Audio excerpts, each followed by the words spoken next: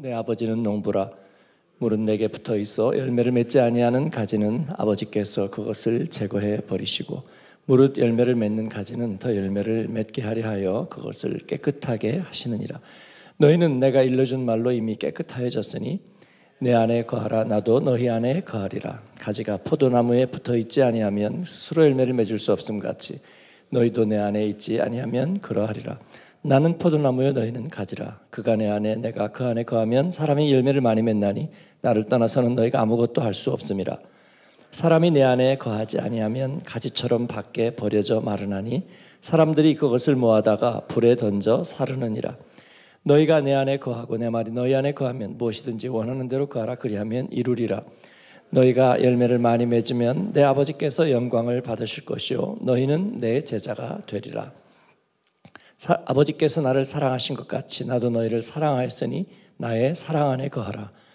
내가 아버지의 계명을 지켜 그의 사랑 안에 거하는 것 같이 너희도 내 계명을 지키면 내 사랑 안에 거하리라. 내가 이것을 너희에게 이름은 내 기쁨이 너희 안에 있어 너희의 기쁨을 충만하게 하려 함이라. 내 계명은 곧 내가 너희를 사랑한 것 같이 너희도 서로 사랑하라 하는 이것이니라. 사람이 친구를 위하여 자기 목숨을 버리면 이보다 더 큰 사랑이 없나니 너희는 내가 명하는 대로 행하면 곧 나의 친구라. 이제부터는 너희를 종이라 하지 아니하리니 종은 주인이 하는 것을 알지 못함이라. 너희를 친구라 하였노니 내가 내 아버지께 들은 것을 다 너희에게 알게 하였음이라.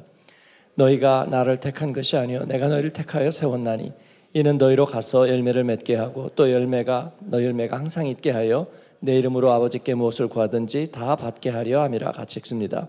내가 이것을 너희에게 명함은 너희로 서로 사랑하게 하려 함이라. 아멘. 참 포도나무 예수님,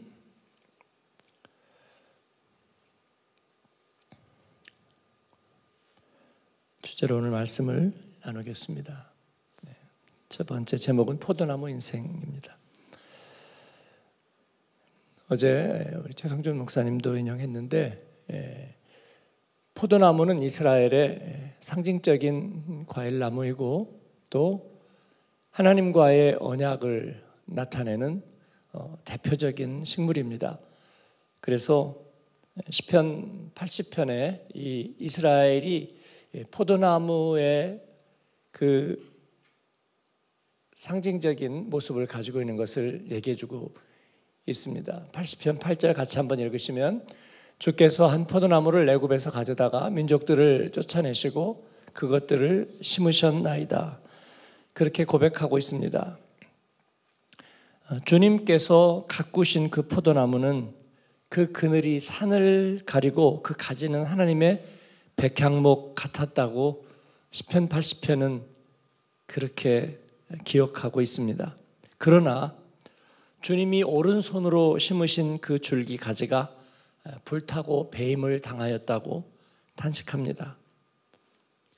이스라엘이 애굽 땅에서 하나님께 인도되어서 그들이 하나님의 구원을 경험하고 이제 젖과 꿀이 흐르는 땅, 하나님의 약속의 땅에서 이제 포도나무로 열매 맺기를 하나님께서는 원하셨습니다. 그러나 결과적으로 그들은 실패해서 배임을 당하고 불태움을 당했습니다. 공관복음서 마태, 마가, 누가에 보면 역시 이 포도나무는 이스라엘을 가리키고 있습니다. 그러나 네 번째 복음서인 요한복음에서 전도자인 요한은 포도나무를 오직 예수님에게 비유하고 있습니다. 요한복음에서 예수님이 포도나무입니다. 그래서 참 포도나무라고 말하는 것입니다. 실패한 포도나무에 비교해서 예수님은 실패하지 않는 포도나무, 그래서 참 포도나무입니다.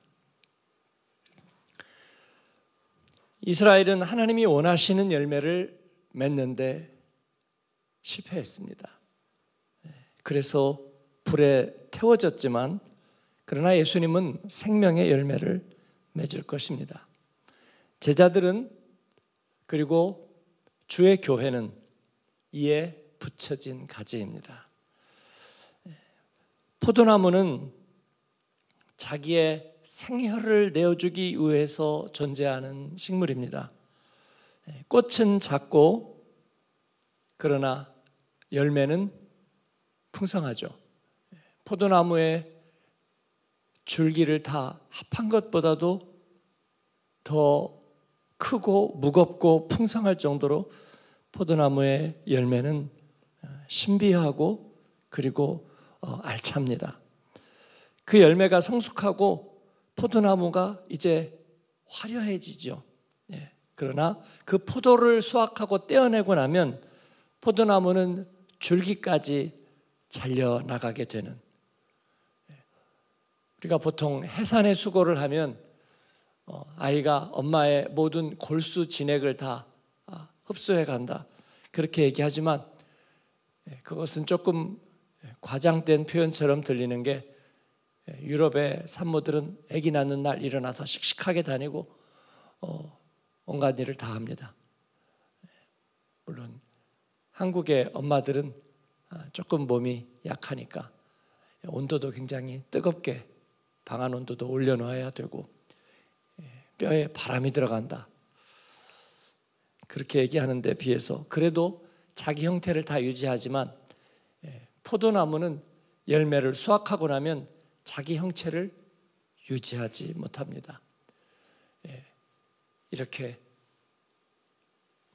지탱해 놓은 그 틀에 간신히 의지해 있을 정도입니다.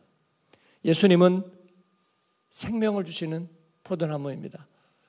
그래서 가장 적절한 비유라고 얘기할 수 있고, 이 포도나무의 이미지와 비유가 너무 강렬해서 예수님이 이 이야기를 하신 그 목적을 많은 사람들이 종종 까먹습니다. 그래서 포도나무에 집중할 때가 많은데 그 정도로 포도나무는 좋은 비유라고 생각합니다. 예수님은 농사 짓지 않았는데도 어떻게 이런 놀라운 비유들을 할 수 있는지 여러분은 이것을 의아스럽게 생각하지 않았는지 모르겠지만 놀랍습니다. 그는 눈먼 자를 뜨게 해서만 하나님의 아들인 것이 아니라 네 죄가 사함을 받았느니라 선포할 권세를 가지셨기 때문에 하나님의 아들일 뿐 아니라 자연과 모든 피조세계의 이치를 꿰뚫어 보시는 점에서 그는 하나님의 아들인 것이 분명하다. 저는 그렇게 감탄합니다. 오늘 이 예수님께서 이 위대한 자기선언, 나는 포도나무, 참 포도나무라고 말씀하시는 이유는 열매를 강조하고 싶어서입니다. 그 열매란 포도 열매, 농사의 열매를 말하는 것이 아니라 생명의 열매를 말하는 것입니다. 복음이 열매를 맺고 예수 그리스도를 아는 것이 온 열방 가운데, 그래서 참 하나님과 그 아들을 아는 것이 영생의 비밀임을 열방 가운데 깨우쳐주기 위해서 제자들을 세우시고, 그리고 이제 그 제자들과 주여 여기가 좋사오니 여기에다가 초막 셋을 짓고 하나는 모세를 위하여, 하나는 엘리야를 위하여, 하나는 주님을 위하여 그 예수님의 얼굴에 거룩한 변용을 보면서 고백했던 베드로의 고백도 뒤로 하고, 우리가 모든 것을 버리고 주를 따랐나이다. 이제 주의 나라를 회복하심이 언제입니까? 그런 간절한 소원이 있는 제자들을 뒤로 하고 내가 떠나는 것이 너에게 유익이라. 주님은 이제 떠나는 것을 예고하신 상태입니다. 그 상태에서 이제 너희는 열매를 맺어라. 포도나무 가지 된 교회여 열매를 맺으라. 포도나무 가지 된 제자들아 열매를 맺으라. 주님께서는 이 부탁을 하고 계시는 것입니다. 우리가 그들이 내 영광을 문 나라에 전파하리라. 2025년에 주님 앞에 표를 올려드린 것은 우리가 또 포도나무 농가가 되어서 이제 가을이 되니까 열매를 맺고 또 겨울 한철을 지나고 다시 또 봄이 되어서 늘 순환을 하는, 우리는 그런 인생을 살 수 없습니다. 왜냐하면 그 사이에 우리들의 하나님 앞에서의 시한이 끝나가기 때문입니다. 그렇기 때문에 너희는 가서 이 복음을 전하라. 만민에게 이 소식을 전파하라. 그리고 모든 민족을 제자 삼으라 하시는 주님 앞에 우리는 보고서를 준비하기 위해서 이제 효율적인 시간 관리를 하고, 또 우리가 이 세상 속에서 그냥 계속 계절을 순환해 가면서 포도농사만 짓는 것이 아니라 그 가운데서 주님이 우리에게 부탁하신 일을 이루어야 하는 우리는 포도나무 인생인 것입니다. 그래서 올해는 주님 앞에 하나님 복음과 선교의 열매가 맺혀지게 하여 주시옵소서. 하나님, 그리고 목사님, 우리는 그냥 작은 성도일 뿐이에요. 하루하루 말씀에 의지해서 살아가는 것도 벅찬거려. 틀린 얘기는 아닙니다마는 주님께서 우리에게 아들의 생명을 주신 것은, 영생의 소망과 확신을 주신 것은, 어차피 우리도 땅에 떨어져 불태워져 버리고 육신의 생명 끝나면 영적 생명도 끝나버릴 터인데, 그 안에서 그냥 주님 의지하고 평안을 누리고 살아라. 주님의 목적은 분명히 그것은 아닙니다. 우리 한 사람 한 사람에게 주님께서는 이유를 물으실 것입니다. 네가 구원 생명을 누리고 살아간 이유를 물을 것입니다. 그래서 우리는 열매를 맺게 되어 있습니다. 맺어야 합니다. 이를 위해서 간절한 소원이 있어야 합니다. 우리의 부모들이 그러했듯이 말이죠. 허리 펴기도 아프고, 그리고 먹고 사는 살림도 빠듯했지만, 그러나 주의 나라와 예수님의 부탁하신 것에 대해서 깨어서 그것을 1번 기도로 올려드렸던 말이죠.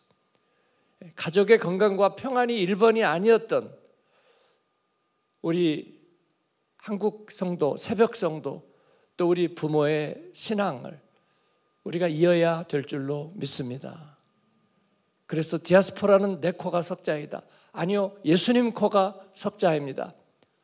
내 코는 그 다음에요.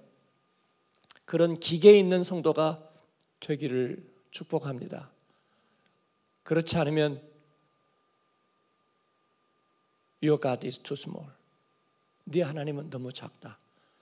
우리의 소시민된 일상을 채우기 위해, 그러기 위해서 우리가 온 교인이, 우리 어린 자녀들까지 온 교회가 달라붙어 하는 묵상의 힘은 우리 자신의 삶만으로 하기에는 너무나 큽니다.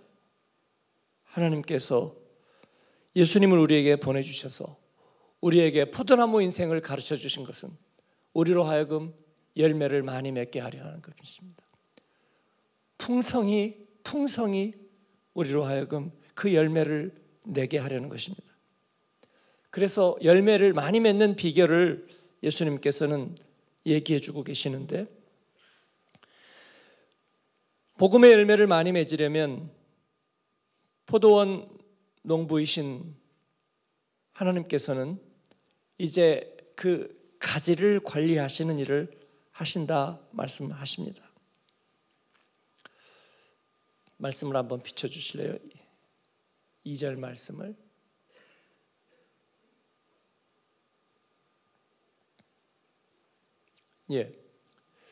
무릇 내게 붙어 있어 열매를 맺지 아니하는 가지는 아버지께서 그것을 제거해 버리시고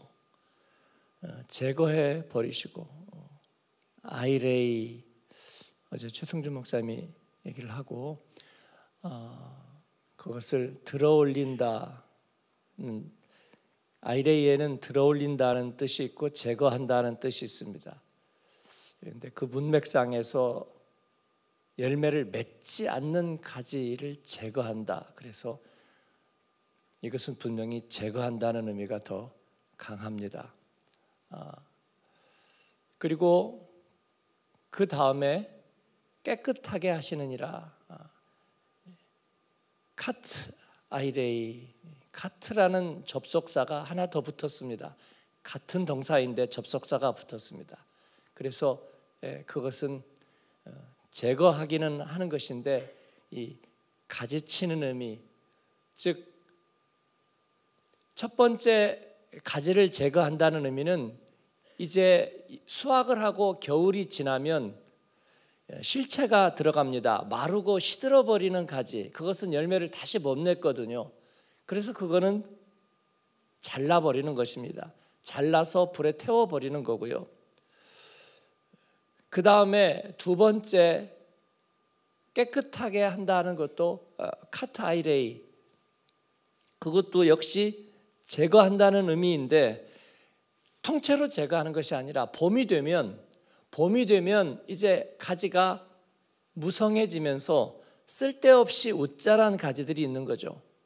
그러면 이제 줄기에서 수액을 받아서 옹골찬 열매를 맺어야 되는데 웃자란 가지들이 생겨서 분산이 되면 열매가 제대로 맺는데 선택과 집중을 하는데 방해가 되는 것들이 있는 것입니다. 그래서 카트라는 말은 이 완전한의 의미를 가지고 있습니다. 그래서 온전하게 열매가 맺는 영양분이 가기 위해서 쓸데없이 자라난 것들을 가지치기를 해서 제거를 하는 것입니다. 즉 앞에 있는 제거한다는 말과 두 번째 깨끗하게 한다는 말은 결국은 같은 말입니다.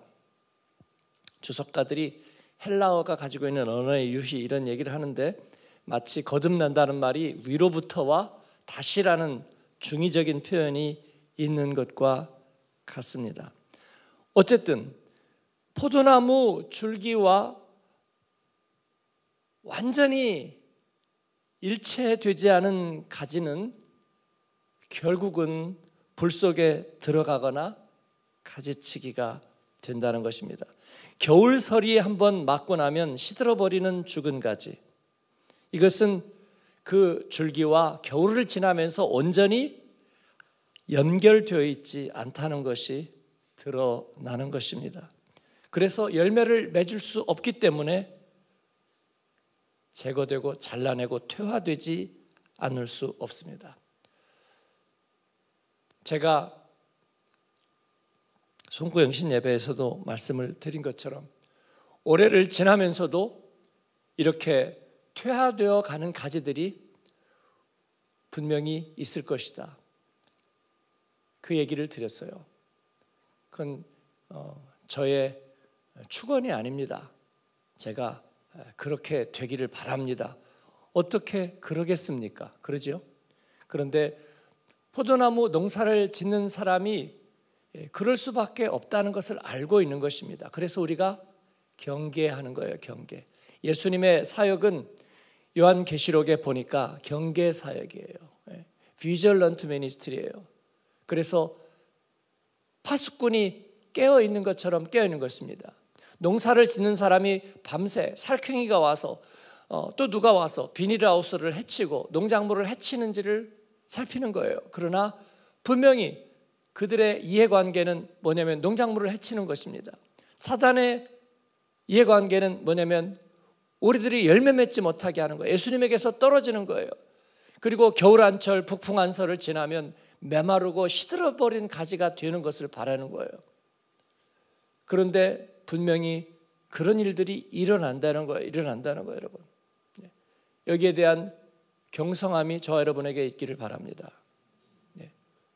너와 내가 그럴 수 있습니다. 그래서 우리는 포도나무 줄기에 견고하게 붙어 있어야 합니다. 이것은 주님이 우리에게 허락해 주신 거예요. 우리가 매일의 승인만 있다면 우리는 시들고 메말라 비틀어진 가지가 되지 않을 것입니다.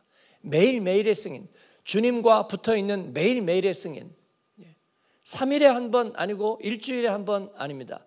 해봤잖아요. 그렇죠? 일주일에 한 번은 우리가 붙어있지 못하게 하는, 혈액순환이 되지 않습니다. 혈액순환이 되지 않아요. 3일에 한 번, 그건 우리 전통적인 그리스도인이 3일에 한 번 주일 예배 드리고 수요일날 예배 드리고 또 주일날 예배 드리고 3일에 한 번 그렇게 그런 리듬으로 했습니다. 그러기에는 세상이 너무나 요란 번쩍 찬란하게 너무나 빨리 돌아가면서 우리들의 눈을 미혹하고 우리들의 마음을 흔들어 놓습니다. 그래서 말씀으로 테이프 틀어놓고 말씀을 계속 듣기만 하면 매일 내가 접속되어 있지 않을까? 그것도 다 해봤습니다. 그러죠? 옛날에 김진홍 목사님 테이프 옛날에 많이 들었죠. 들은 분들 있으시죠? 그게 뭐라는 게 아니라 지가 복음이라 하는데 뭐 하여튼 김진홍 목사님 테이프도 열심히 듣고 또 유명한 목사님들 테이프 갖다가 열심히 들었습니다. 은혜도 있고 주여 주여 그렇게 하긴 했는데 그럼에도 불구하고 나의 승인이 거기에 빠지게 되니까 의지적인 나의 결단을 주님 앞에 올려드리지 못하니까 우리들의 열매가 어느 순간에 나타나지 않는 거예요. 그 사이에 세상에 취해 있고 비판적인 생각을 하는 이 남자 그리스도인들이 다 빠져나갔어요. 다 빠져나갔어요. 그래서 세상과 하나님 사이에서 돌려막기 하는 그 상태로 다 빠져나갔습니다. 그래서 실제로는 가지가 무성한 것 같은데 열매가 나지 않는 거예요. 참 포도나무 열매가 나지 않는 거예요. 참 감람나무 열매가 나지 않는 거예요. 그래서 들 감람나무를 맺고 그 다음에 쪼그라진 열매를 맺는 거예요. 그거 가지고는 할 수 있는 것이 아무것도 없어요. 열매 모양으로 나온 것 같긴 한데 그거 가지고는 할 수 있는 것이 없는 거예요. 그래서 우리 주님께서는 거품은 다 제거해 버리시는 거예요. 신앙에 대한 말과 생각이 무성한 것, 그걸로는 한 생명을 구원할 수가 없는 거예요. 교회란 무엇입니다? 교회는 어떻게 해야 됩니다? 교회 하면 이런저런 일을 해야 됩니다. 그걸로는 영혼을 구원할 수가 없는 거예요. 그 얘기 듣고 와서 예수님 믿는 사람은 없는 거예요. 그것은 교회 자체적인 이야기일 뿐이에요. 예수 믿는 사람들끼리 자기들이 하는 친교일 뿐이에요. 그거 가지고는 생명을 얻을 수가 없다. 그렇습니다. 복음 생명이 그 안에 들어가서 그 안에 장기가 형성되어야 하는 거예요. 심장이 형성되고 그리고 그 안에서 피가 돌고 그리고 성장판이 열려야 되는 것입니다. 예수님은 그 얘기를 하고 있습니다. 이스라엘 역사 가지고는 안 되는 거예요, 여러분. 예수님은 생명의 참 포도나무입니다. 그러나 그럴 준비가 안 된 가지들은 메마르고 시들어서 버려지게 될 겁니다. 예수님이 제자들에게 경고하시고 또 사랑으로 깨우쳐 주신 거예요. 오늘 저와 여러분에게도 그렇게 깨우쳐 주시는 말씀인 줄로 믿습니다. 그래서 예배드리면서는 졸지 말자는 거예요. 어떻게 졸음이 오냐고. 말씀 앞에서는 깨어 있어야 된다는 거예요, 여러분. 지난 주말에 순복음교회에서 런던 순복음교회 말씀 전했다고 그랬잖아요. 성경 그 통독 시상을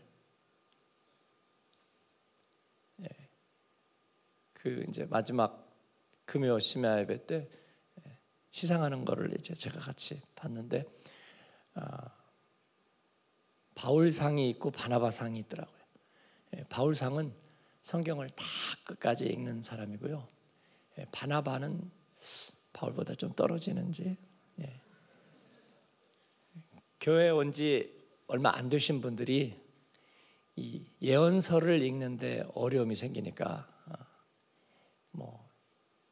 그죠? 이사야, 예레미야, 에스겔, 호세아, 다니엘 이쪽 읽다가 이제 성경 읽을 그러니까 예언서만 빼고 66권 중에서 구약 예언서만 빼고 읽은 사람들을 바나바상으로 이렇게 주더라고요. 그렇습니다. 제가 큐티 본문을 정할 때도 항상 우리 돌짝밭 남자 성도들을 생각해요. 구약을 조금 오래 가다 보면 다 사극 써요. 그래가지고 자기가 성경을 판단하는 거예요. 상식적인 판단으로. 뭐라고요? 권선징악, 인과응보, 또 뭐라고요? 사필규정. 네. 그걸 가지고 참 하나님도 속 타시겠더구만. 에휴, 저것들 아주 세상이 요즘 정치판하고 비슷해요. 다 이렇게 부패해가지고 자기가 하나님이 되는 거예요. 그러니까 결단이 하나도 없죠. 그래도 그러다 보면 그 가운데 생명의 말씀에 대한 사모함이 별로 없어지는 거예요. 거기다가 또 예언서 큐티를 제가 그래서 잘 안 해요. 예. 그렇게 하다 보면 밤낮 회개하고 돌이켜야 될 얘기 하다 보면 거기서부터 마음이 또 멀어지는 거예요. 신약성경의 구원에 대한, 복음에 대한 가슴을 뜨겁게 하는 말씀들이 계속 밀어붙여야만 되는 거죠. 그렇지 않으면 말씀에서 멀어지기 때문입니다. 포도나무 줄기와 완전히 하나 되지 못하는 가지는 결국 불 속에 들어갈 수밖에 없다. 제자들의 복음과 선교의 길에 선택과 집중이 이루어져야 합니다.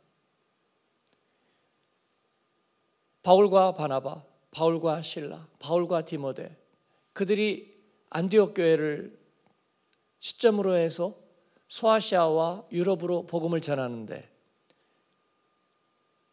그 복음을 전하는 조직과 과정에 여러 가지 것에 집중했다면 복음이 달릴 수 있을까요? 예? 복음이? 그 조직, 후원 어떻게 구성하고 또 어떤 방법으로 네비우스 정책이냐, 선교 정책이 어떻게 할 것인가, 이런 거 가지고 계속 카운슬을 하고 또 거기에 대해서 백서 내고 그거 모여서 회의하고 그런 거를 해가지고 복음이 달릴 수 있었을까요? 저는 그렇게 생각하지 않아요. 그래서 언더우드 같은 사람 하나님께서 보내주신 우리 민족의 복인 거예요. 와가지고 그는 자기가 음악가도 아니잖아요. 근데 찬송가도 쓰고 만들고 10가지 이상의 사역을 했어요. 그래서 그 사람은 한국 사람도 아닌데 열일을 한 거예요. 별명이 불동가리였어요. 그리고 바로 오자마자 북한 쪽으로 전도여행을 떠나면서 그것도 한 명 데리고 2명이서 북한 전도여행, 일주 전도여행을 하는 거예요. 바울과 그들은 그렇게 한 줄로 믿습니다. 그래서 선교는 아이템 하나 잡으면 바로 하는 거예요. 우리 제자반들이 선교팀을 하나씩 만들자 그랬는데 잘 못 잡겠대요. 시간 맞춰야 되죠. 또 우리가 필요한 재정도 감당해야 되죠. 또 이렇게 저렇게 하다 보니까 잡기가 어렵대요. 그러면 노방전도팀 만들면 돼요. 그죠? 하나만 만들지 말고 2, 3 만들어서 하면 되는 거죠. 해야 될 일은 너무나 쉽고 너무나 많이 있습니다. 이 일들을 우리가 하나님 앞에서 감당해야 될 줄로 믿습니다. 그렇지 않다면 언젠가는 우리에게 이름은 살았다 하나 실제로는 죽은 자로다. 그래서 하나님 나라에서 메마르고 시들어져 버린 가지가 될지 모르겠습니다. 열매를 많이 맺는 비결, 가지치기에 대한 말씀을 드렸고, 그 다음에 2번째는 그리스도 안에 머무는 것입니다. 이것은 영원한 하나님의 매직 워드입니다. 그리스도 안에, 나의 안에 거하라, 그런 것입니다. 포도나무 가지가 저절로 열매를 맺을 수는 없습니다. 하나님의 영광을 위한 일은 인간의 힘과 지혜와 노력으로 가능하지 않습니다. 이것은 그리스도의 일입니다. 그래서 우리는 가지만 내어드리면 되는 것입니다. 그렇지 않다면 이는 스스로 뻐기는 웃자란 가지일 뿐입니다. 그리스도 안에 머무는 것, 그것은 2가지로 나타나는데, 붙어 있다는 것은 믿음으로 견고히 이어진 상태를 말합니다. 오직 하나님을 신뢰함으로. 그래서 하나님은 우리에게 가끔씩 답답하게 만듭니다. 물론 우리의 죄로 인한 것이긴 하지만, 그런데도 하나님이 우리를 깨닫게 하셔서 우리를 답답하게 만드십니다. 우리로 하여금 한계에 부딪히게 하시고 여러 가지 어려운 일을 당하게 하십니다. 제가 100만 번 장담하는데 모든 것이 잘 되면 하나님으로부터 멀어집니다. 자기 때문에 잘 된 줄 알아요. 자기 때문에 잘 된 줄 알아요. 옛날에 어느 누가 그랬습니다. 아주 피아노를 얼마나 잘 치는지 건반을 부수더구만. 누가? 그랬더니 내가. 주여. 자기가 건반을 부수더래요. 공을 찾는데 아주 그물에 찰싹하고 들어가더구만. 누가? 내가. 그런 것을. 내가 그렇게 기도했거든 이라고 말하고 싶은 거예요. 말하고 싶은 거예요. 그렇습니다. 그래서 하나님은 하나님을 잘 섬기고 두려워하고 예배 잘 드리는 욥에게 시련을 주실 수 있는 거예요. 그리스도 안에 붙어있는 것은 오직 하나님만을 신뢰함으로 가능한 거예요. 그래서 오직 믿음으로 주님 앞에 견고히 붙어 있어야 될 줄로 믿습니다. 뿐만 아니라 저항이 없어야 돼요. 그래야 포도나무의 생혈을 받아서 완전히 열매를 맺는, 예수님의 포도나무는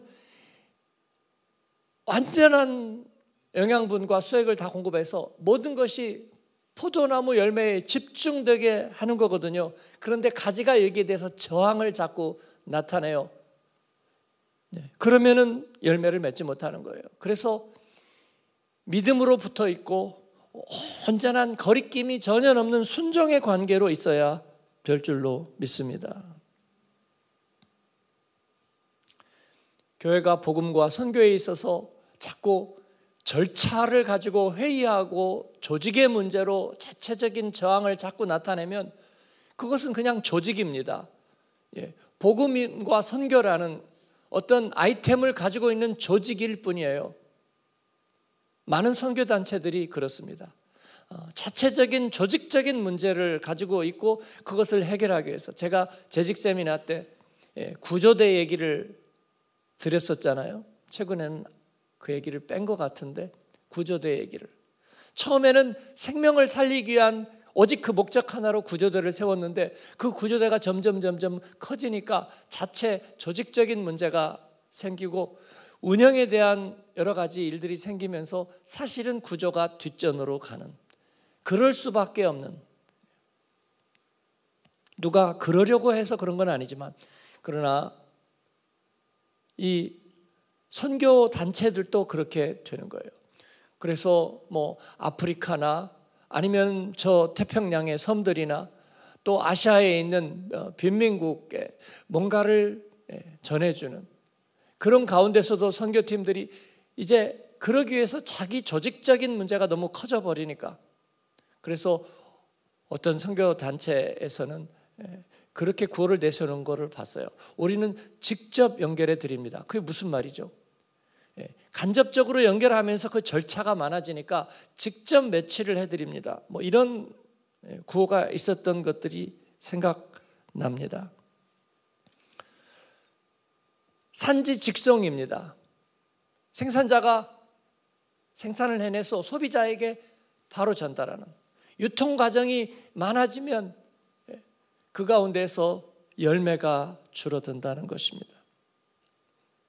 우리는 하나님, 제 삶의 문제도 있고요, 가족 문제도 있고 이런저런 이해관계도 있어요. 그러니까 저는요 이것으로 족한 줄 아세요. 그래서는 열매를 맺지 못한다는 거예요. 생명이 전해지지 않는다는 거예요. 거리낌 없는 순종이 되지 못합니다. 그래서 우리는 선포하는 거예요. 열방에 복음을 전하자. 우리가 그리스도의 생명을 가진 자로서의 하나님의 그 목적에 합당하게 서자. 우리가 아멘 하면 그렇게 될 줄로 믿습니다.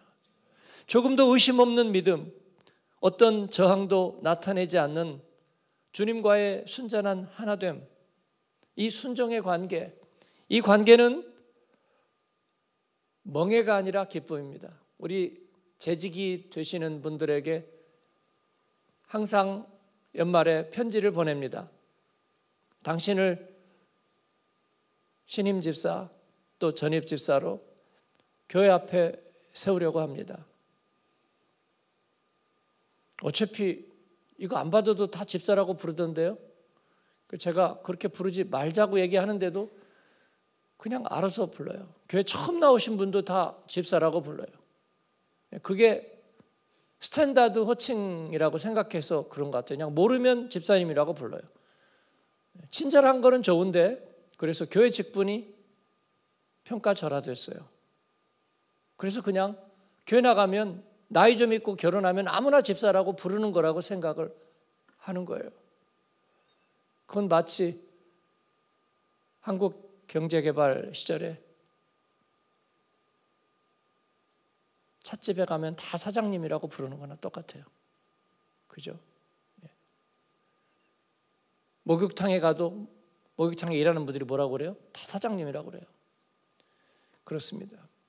직분은 사장님이 아니에요. 하나님 앞에서. 그래서 조건을 제가 5가지 써서 보내죠. 5가지 써서 보냅니다. 동의하시고 그렇게 쓰임받기를 원하시면 우리는 교회의 직분자입니다. 저도 제가 목사가 아니라면 바로 그런 직분자일 것입니다.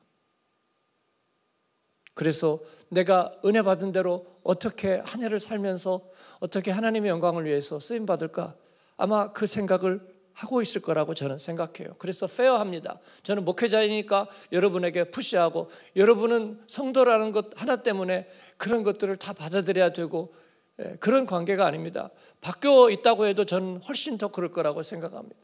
제가 평신도라면 더 하나님 앞에 더 열정적으로 저는 그럴 수 있을 거라고 생각해요. 베드로전서 1장 8절이 말씀하는 대로 이것은 기쁨입니다. 제가 그 편지를 보낼 때 항상 거기다 쓰는 거예요. 이것은 멍해도 아니고 영광이고 기쁨입니다. 베드로전서 1장 8절은 이렇게 얘기하고 있습니다. 같이 한번 읽겠습니다. 예수를 너희가 보지 못하였으나 사랑하는도다. 이제도 보지 못하나 믿고 말할 수 없는 영광스러운 즐거움으로 기뻐하니. 아멘. 그렇습니다. 포도나무 가지된 기쁨입니다. 우리는 이거 명예라고 말하지 않고요. 부담이라고 말하지 않습니다. 힘들다고 말하지 않고요. 지쳤다고 말하지 않고요. 그리고 번아웃이라고 말하지 않습니다. 그러기에는 우리의 삶의 시간은 너무 짧고 하나님께서 주시는 은혜와 영광은 너무나 큽니다. 그래서 우리는 이런 거 다 금칙으로 제해버리는 거예요. 그렇지 않으면 디아스포라에게 남은 말이 뭐가 있겠어요? 뭐 부담스럽고 멍해이고 힘들고 지쳤고 그 다음에 뭐 피곤하고 시간이 없고 밤낮 그런 얘기로만 그게 어떻게 포도원 명가가 될 수 있겠습니까, 여러분? 어떻게 포도원 명가가 될 수 있겠어요? 아니요, 제가 할 수 있습니다. 제가 해보겠습니다. 아니요, 기도하면 됩니다. 예, 우리가 힘내면 돼요. 정기환 장로님이 우리 리더십들 단톡방에 해마다 전성기를 치게 하시고 해마다 새로운 영광의 기쁨을 보게 하셨습니다. 간증을 한 움큼을 했어요. 뭐 정기환 장로님 늘 저렇게 말하는데 뭐 라고 얘기하는 분에게 화 있을진저. 그게 아니라 그런 고백을 정기환 장로님이 동문학을 하셔가지고요, 언어가 수려하고 언어도 잘하고 그리고 아주 영적인 감성도 되게 뛰어나시거든요. 그렇지만 이를 넘어서 우리 목회자를 격려하고 성도들을 격려하고 리더들을 격려하고 그러면서 우리는 바른 방향에 서 있습니다. 우리는 매년 전성기를 때리고 있습니다. 또 올해도 하나님이 하실 일을 기대됩니다. 여러분, 이것이 포도원 명가가 할 수 있는 일이라고 생각합니다. 우리 브랜드 가치는 분명합니다. 하나님 앞에서 올해도 열매를 맺어보니까 실제로 다 쭈그러든 것들만 있다. 그게 아니라 풍성한 열매가 참포도나무 예수님과 접붙여져서 그렇게 될 줄로 믿습니다. 서로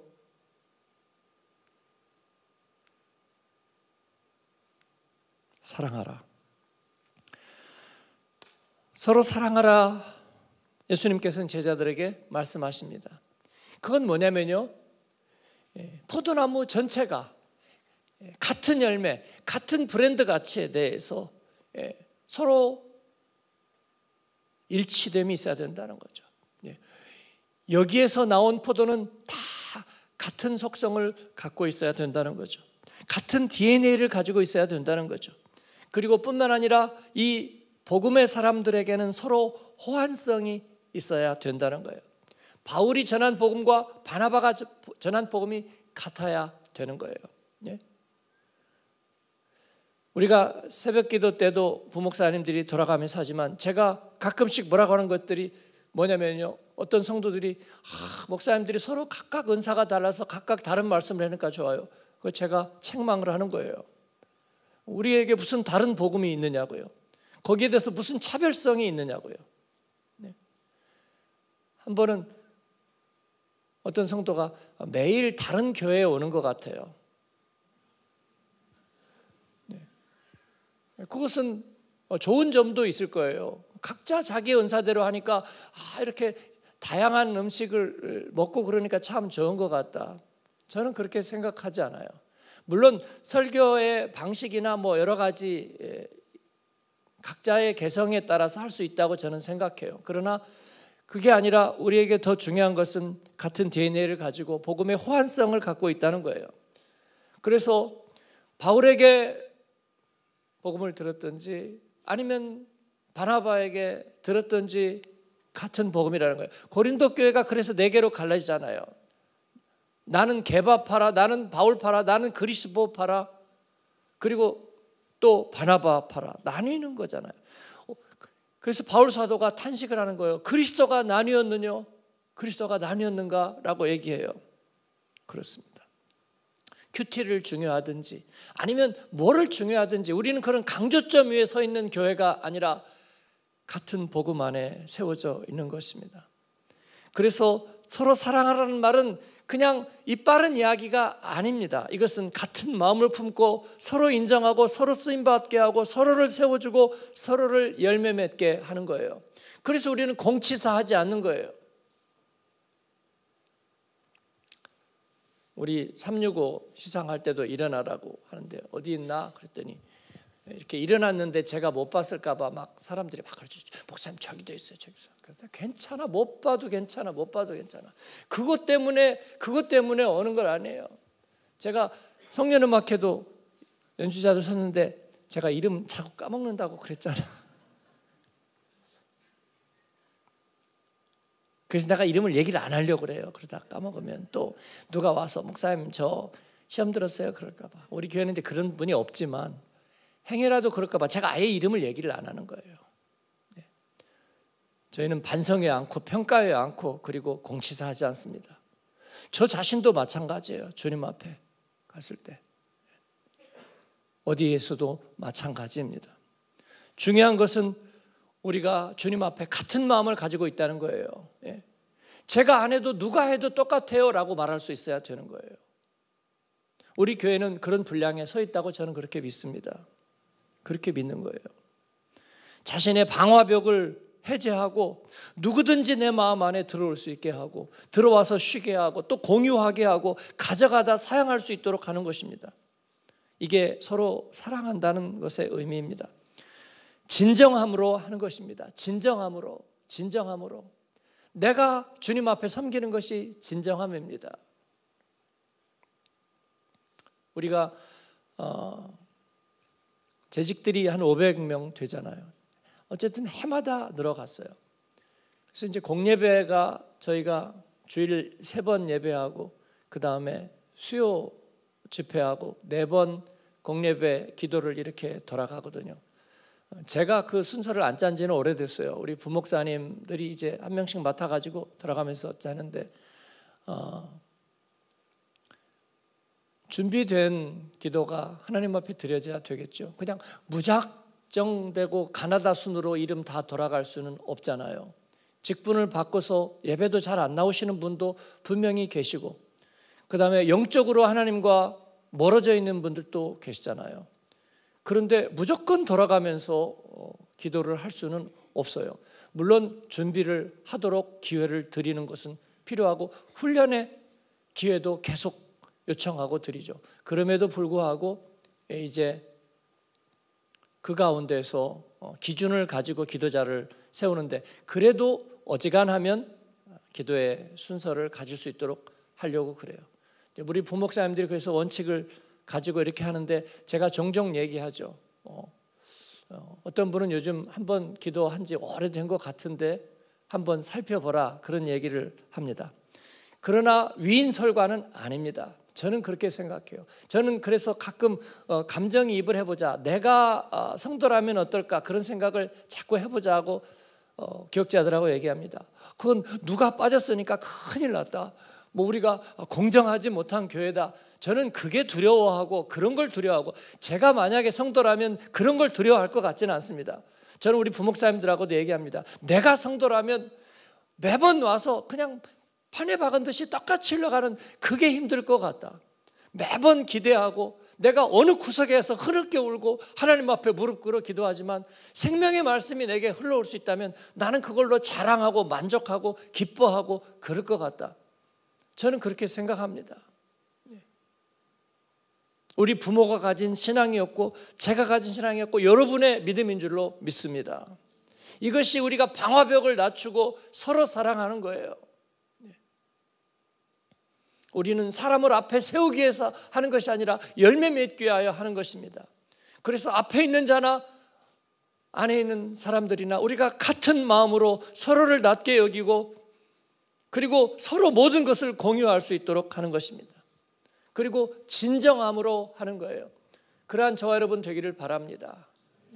그래서 연말이나 아니면은 또 휴가 시즌이나 이럴 때 우리 부모들은 항상 그랬어요. 예배가 황할까, 예배 인도하는 목사님이 누구든지 그래서 힘을 얻지 못할까, 그것을 염려했어요. 그렇기 때문에 날에도 가서 거기 있어야 된다, 늘 그렇게 말했습니다. 제자 훈련 받지도 않았는데, 다른 거 하지도 않았는데 그런 마음이 있었습니다. 복음의 전선에서 우리가 그렇게 하면 어떡하나. 그렇습니다. 저는 신년 인사, 성탄 인사할 때 우리 선교사님, 목사님들이 좀 여러 군데 보내야 된다고 이렇게 사진으로 해가지고 거기다가 가족 사진 넣고 해가지고 인사 없이 그냥 그것만 하나씩 탁탁 보내요. 저는 그걸 화투장이라고 부릅니다. 선거 때 전단지 같아요. 저도 보내면 한 몇백 명은 보내거든요. 근데 저는 다 씁니다. 저는 그거 별로인 것 같아서 그래요. 매번 글자로 한마디라도 메시지를 쓰자, 저는 그렇게 생각해요. 물론 그거 보내는 거 잘못했다는 건 아니에요. 근데 그거 하나만 그냥 오잖아요. 그거 집단으로 뿌릴 수도 있기 때문에 좋긴 해요. 왜냐하면 답을 안 달아도 되니까. 그냥 그 사진 하나 왔으니까 답을 하나. 근데 목사님 새해 복 많이 받으세요. 그렇게 하면 제가 답을 안 달을 수가 없어요. 저한테 그 메시지 보내고 답 못 받으신 분 얘기해 보세요. 보내지도 않았죠. 그렇습니다. 저에게 선교사님이든 누구든지 보내면 저 반드시 답답합니다. 그래서 저는 진정성이라고 저는 생각해요.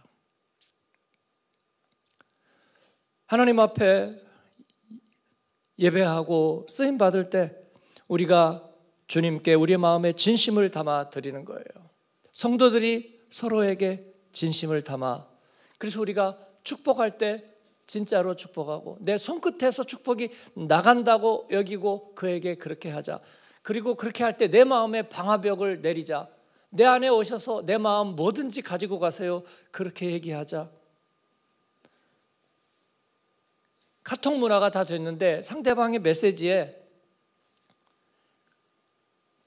우리가 나눔에는 공감 이모티콘 다는 거 되게 좋아요. 그죠? 나눔에는 공감 이모티콘 되게 다는 거 좋은데, 그래도 아무리 공감 이모티콘이 빨간 하트 아니라 뭐 다이아몬드 하트가 나와도 내 말로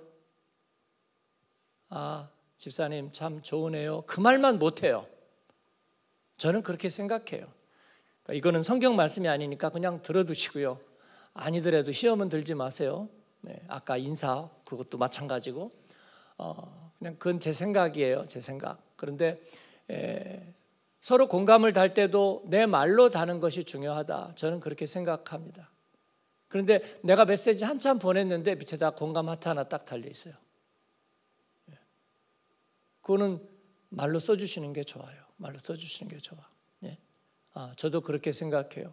참 은혜가 되네요. 집사님을 축복합니다. 그게 중요하다는 거예요. 저는 카톡에서 그 공감아트를 없앴으면 좋겠다는 생각도 들어요. 커뮤니케이션에 그렇게 도움이 돼요. 바쁘니까 그렇다. 바쁘면 아예 그거를 할 시간이 없어야 되죠. 한다면 우리는 서로 마음을 나눠야 된다고 생각해요. 가끔 우리 이제 목회자들끼리는 이렇게 오고 갈 때 예를 들어서 이름을 다 쓰는 게 시간이 아까우면 성만 붙이는 거예요. 그러면 대부분은 이 목사님 아니면 김 목사님이잖아요. 저는 그거는 아니라고 생각해요. 그래서 예외 없이 유성민 목사님은 유 목사님 그렇게 얘기하지 않고요. 유성민 목사님 그렇게 얘기하는 거예요. 최성준 목사님 얘기를 하는 거예요. 그냥 이 집사님 그렇게 얘기하지 않는 거예요. 주님은 우리에게 나의 이름을 부르시고 목자는 양의 이름을 알아요. 그리고 포도나무 열매를 위해서 자기의 생혈을 흘려보내시고 우리에게 모든 것을 주십니다. 너희도 그렇게 하라. 진정성을 가지고 하라. 그리고 모든 사람이 누가 거기서 하든지 내가 하는 것이다. 그런 마음으로 하라. 그렇게 주님의 제자들에게 말씀해주고 계십니다. 복음의 사람이 사는 법이라 그렇게 생각합니다. 2025년 첫 달 포도나무 예수님 안에 우리가 견고하게 붙어있는 저 여러분 되기를 바랍니다. 주님 안에 있고 주님이 우리 안에 계시기를 바랍니다. 그 전적인 믿음의 신뢰관계가 여러분에게 있고 참된 순종이 여러분 가운데 있기를 주님의 이름으로 축원합니다. 아멘.